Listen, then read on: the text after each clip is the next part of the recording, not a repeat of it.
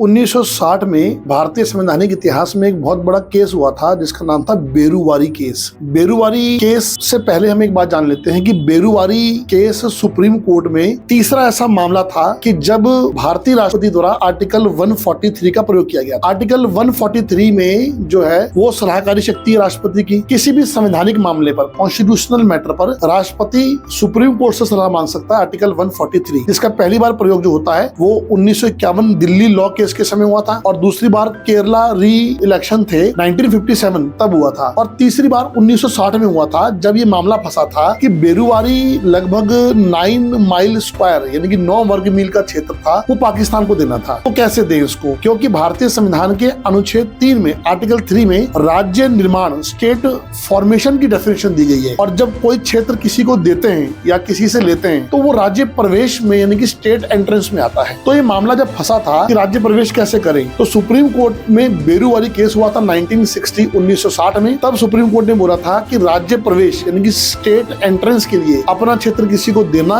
या किसी से लेने के लिए आपको आर्टिकल 368 का प्रयोग करना पड़ेगा और पहली बार भारत ने अपना क्षेत्र 9 वर्ग मील पाकिस्तान को दिया था। फिर इसी प्रकार 36वें संविधान संशोधन 1975 द्वारा सिक्किम का भारत में विलय हुआ था और 100वां संविधान संशोधन 100 कॉन्स्टिट्यूशनल अमेंडमेंट 2015 द्वारा बांग्लादेश के साथ भूमि विनिमय किया गया था। धन्यवाद।